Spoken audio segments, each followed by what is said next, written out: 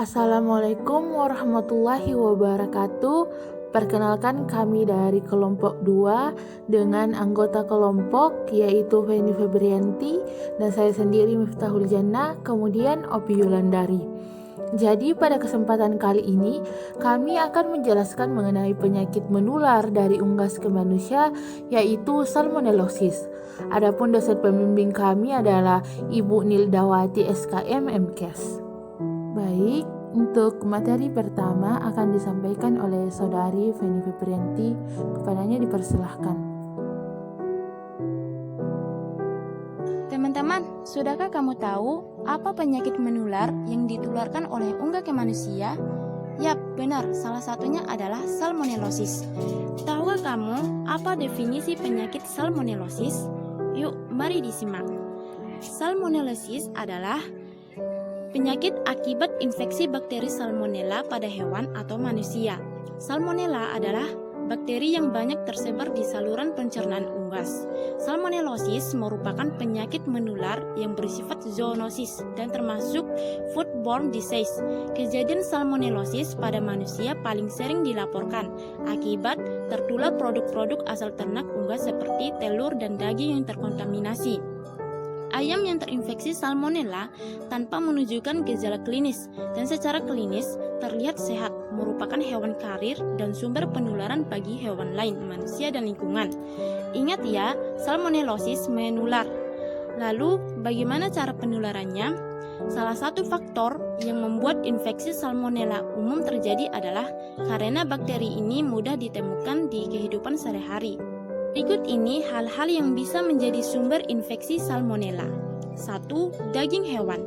Bakteri salmonella yang terdapat pada daging hewan bisa masuk ke tubuh dan menyebabkan infeksi, terutama apabila daging tidak dimasak dengan sempurna. Selain daging, bakteri ini juga terdapat di telur dan susu. Apabila telur dan susu yang Anda konsumsi terkontaminasi bakteri ini, maka infeksi bisa muncul. 2. Cara mengolah makanan. Cara Anda mengolah makanan juga bisa memengaruhi resiko infeksi bakteri salmonella. Apabila ada bagian ayam atau daging yang terkontaminasi bakteri ini yang menyentuh sayuran dan buah-buahan yang sedang Anda siapkan, maka infeksi bisa terjadi. 3. Tidak cuci tangan setelah buang air. Setelah buang air besar atau mengganti popok bayi, segeralah mencuci tangan. Sebab jika tidak, bakteri yang ada pada kotoran bisa menimbulkan gangguan kesehatan seperti infeksi.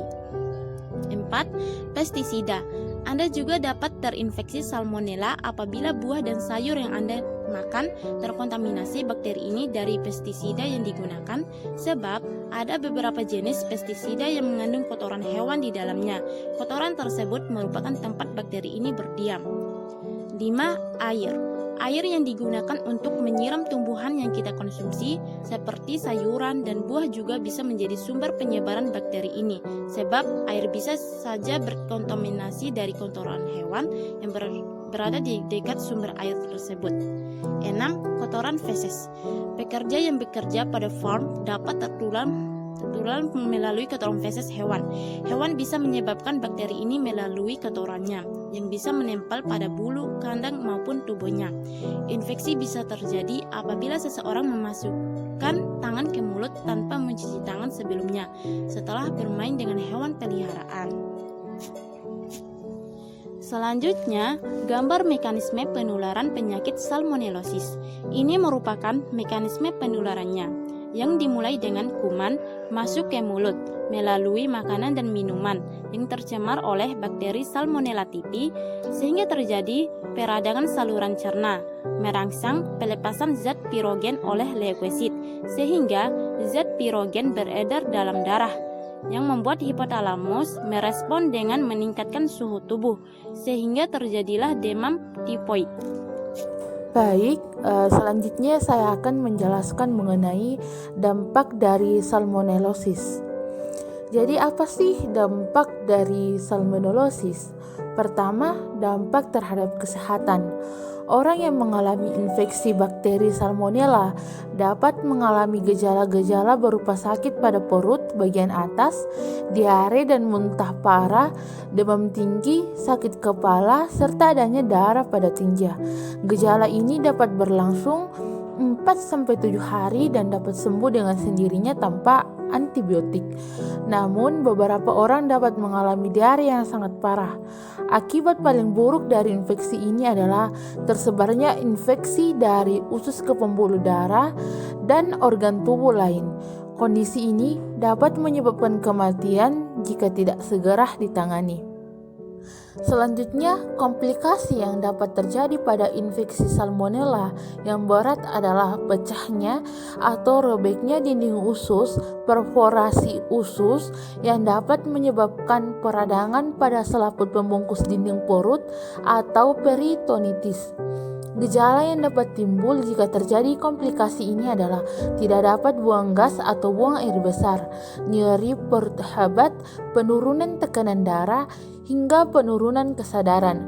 Komplikasi lainnya dari salmonellosis ini adalah penyebaran bakteri melalui pembuluh darah ke seluruh tubuh yang dapat mengancam nyawa. Kemudian yang kedua adalah dampak terhadap ekonomi. Dalam pandangan ekonomi, salah satu penyakit utama salmonellosis pada ayam pedaging adalah penyakit pelorum.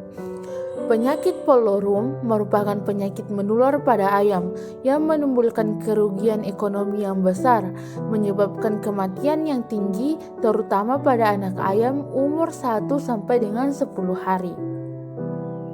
Selanjutnya, kerusakan telur. Kemungkinan kerusakan telur oleh bakteri terjadi karena bakteri yang masuk ke dalam telur, baik sejak telur berada di dalam maupun sudah berada di luar tubuh induknya.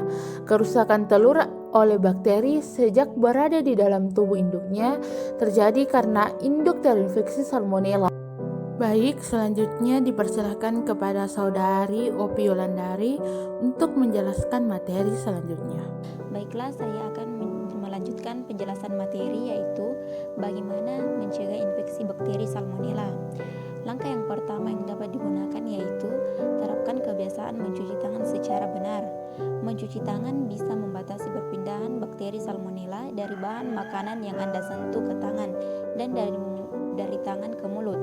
Cuci tangan sebelum dan setelah masak, menyentuh daging mentah, menggunakan toilet yang bersih, dan mengganti popok bayi. Ajari pula kebiasaan mencuci tangan sejak dini pada anak. Jangan lupa untuk selalu mencuci tangan dengan sabun dan air mengalir sebelum dan sesudah makan agar terhindar dari bakteri Salmonella. Yang kedua yaitu batasi kemungkinan untuk kontaminasi silang. Cuci bersih perlengkapan masak yang bersentuhan dengan daging dan ikan mentah sebelum disimpan atau digunakan kembali. Pakai produk pencuci piring yang ampuh membasmi bakteri seperti Sunlight. Simpan terpisah sayur, daging, dan ikan. Masukkan daging dan ikan mentah di dalam wadah yang tertutup rapat.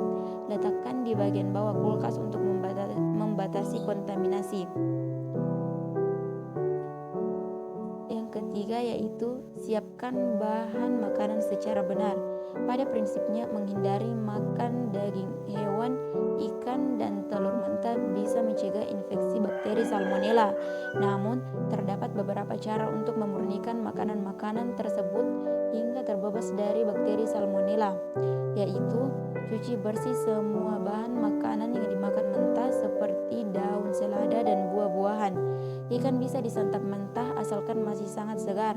Jika Anda tidak tahu cara yang benar mempersiapkan ikan mentah untuk langsung dimakan, Anda sebaiknya memasaknya. Yang ketiga yaitu bersihkan rumah secara menyeluruh. Rumah yang higienis membantu menjaga kesehatan anggota keluarga. Wastafel, dapur, dan toilet bisa menjadi sarang bakteri Salmonella. Jadi bersihkan secara menyeluruh beberapa kali setiap pekan. Sapu rumah tiap hari dan pel 2 hingga 3 kali seminggu. Adapun bagian yang terakhir yaitu kesimpulan. Salmonellosis merupakan penyakit akibat infeksi bakteri Salmonella pada hewan atau manusia yang merupakan penyakit menular yang bersifat zoonosis dan termasuk foodborne disease. Salmonella adalah bakteri yang banyak tersebar di saluran pencernaan unggas. Bakteri ini merupakan penyebab diare akut dan kronis, bahkan hingga kematian yang signifikan pada hewan maupun manusia. Bakteri Salmonella biasanya sering menginfeksi pada tempat-tempat yang memiliki higien yang buruk. Sumber infeksi dari bakteri ini bisa melalui feses dari hewan karir dan manusia, serta juga bisa melalui air minum dan makanan yang terkontaminasi bakteri Salmonella. Baik, itulah tadi materi yang dapat kami sampaikan. Semoga dapat bermanfaat bagi kita semua. Stay safe, stay healthy. Sekian dari kelompok kami. Wassalamualaikum warahmatullahi wabarakatuh.